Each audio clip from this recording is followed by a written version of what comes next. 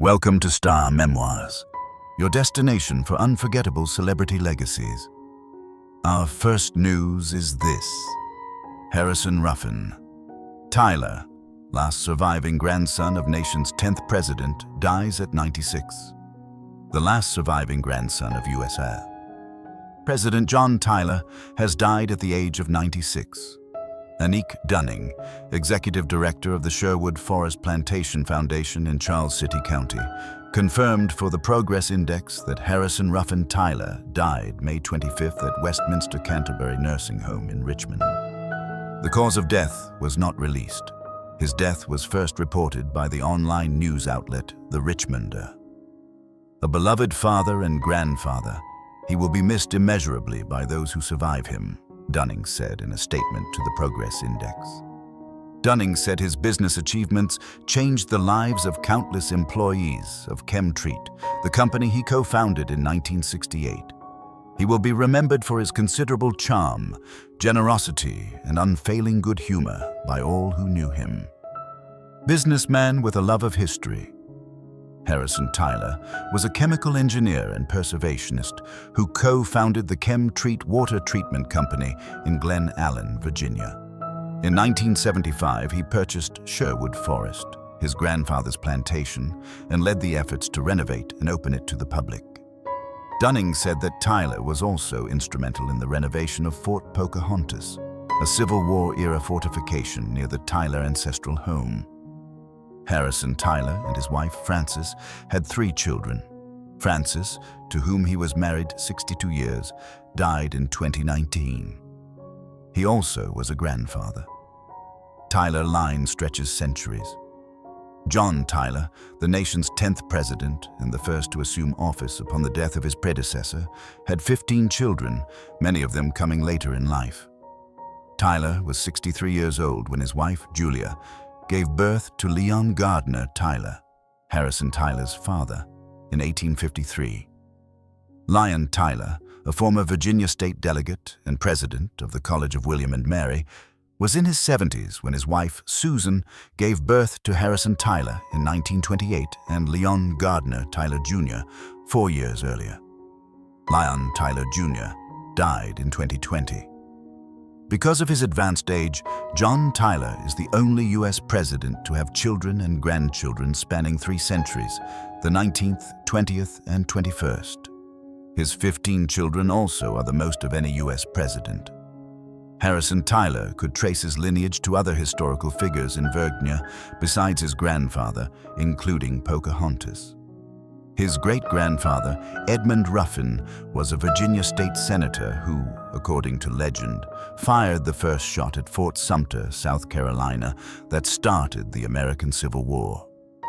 He also was a descendant of Benjamin Harrison IV, a colonial planter and member of the Virginia House of Burgesses, and Robert Carter, who briefly served as Virginia's governor prior to the American Revolution. His family tree also extends to William Henry Harrison, the first president to die in office, and was succeeded by John Tyler. Harrison was born at Berkeley Plantation, a dozen miles west of Sherwood Forest in Charles City. Like his father and grandfather, Harrison Tyler was a graduate of William and Mary. Funeral arrangements have not been announced. Our second news is this. Celebrity Big Brother star Paul Danan's cause of death revealed with fatal drug cocktail. More details surrounding Paul Danan's death have come to light. 4 months after the actor, who rose to fame as a teen on Britain's Hollyoaks soap opera, died in his Bristol, England home at the age of 46, his cause of death has been ruled a result of the combined toxicity of a cocktail of drugs, Assistant Coroner Deborah Rooks told Avon Coroner's Court in England, per the BBC. The coroner said during the May 28th inquest that low levels of heroin, cocaine, methadone, codeine, pregabalin, and zopiclone were found in Danan's system, and the combination of drugs, both prescription and illicit, in addition to his benzodiazepine use, resulted in fatal respiratory depression, the BBC reported. Rooks also explained to the court that the celebrity Big Brother star's death was a consequence of misadventure. "I don't have any evidence before me that Paul intended to take his own life at this time," the coroner said. Mr. Danan had a long history of drug misuse and struggles with his mental health. She added, "Paul Danan was clearly much loved and is very much missed." Prior to the Celebrity Love Island star's cause of death being delivered in court, a statement from his mom, Beverly Danan, celebrating her son's legacy was read aloud. "Paul helped so many people from all walks of life, but just couldn't help himself in the same way," the statement read, per the BBC. "His smiling face and love of life will always be remembered." Following Danan's January death, his management company reflected on the soap opera Allam's life. Known for his television presence, exceptional talent, and unwavering kindness, Paul was a beacon of light to so many, independent creative management wrote in its Jan. 16 Instagram post.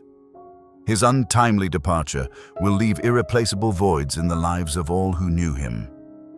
Our third news is this. Duck Dynasty's Corey Robertson says Phil Robertson's health declined really rapidly before his death. Phil Robertson's family knew their time with him was coming to a close. Just before the Duck Dynasty patriarch died at the age of 79, his daughter-in-law, Corey Robertson, shared Phil's health had taken a start to turn for the worse. In fact, Corey, married to Phil's son Willie Robertson, told the New York Post in the days leading up to Phil's death that his health was declining really rapidly, noting it was so hard to watch for the family. "But he's so loved," she added, "and all the family is just coming around him and taking really good care of him." It was an echo of what Phil's son Jace Robertson had shared weeks earlier amid his father's health challenges.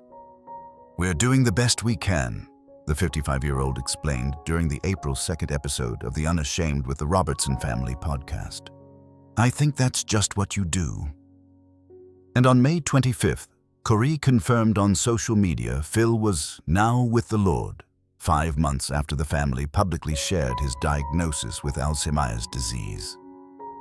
"We are grateful for his life on earth and will continue the legacy of love for God and love for others until we see him again," Corey wrote on Facebook, adding to the many fans of the A&E series, "We know so many of you love him and have been impacted by his life.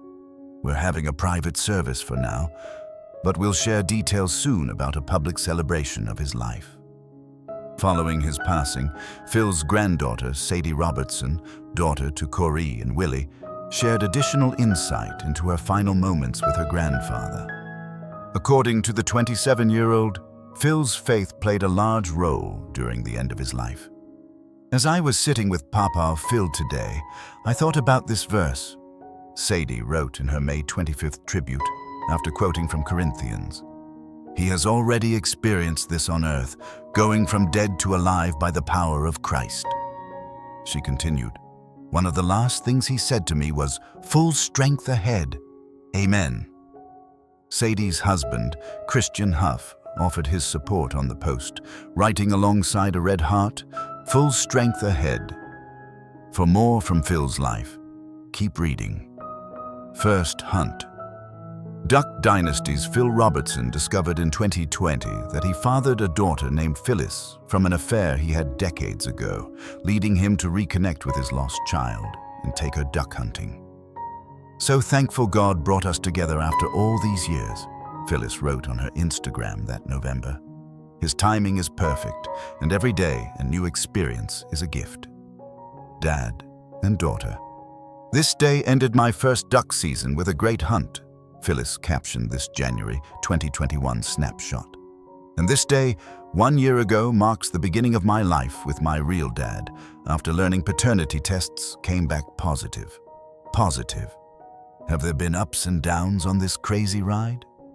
Yes, but we know that in all things God works for the good of those who love him, who have been called according to his purpose. Romans 8:28. I'm so very thankful this day and this 1-year anniversary ended on a positive note. Next news. Virginia Giuffre, Jeffrey Epstein accuser, laid to rest after death by suicide. Virginia Giuffre was recently honored at a private funeral, People reported May 25th, 1 month after the 41-year-old died by suicide.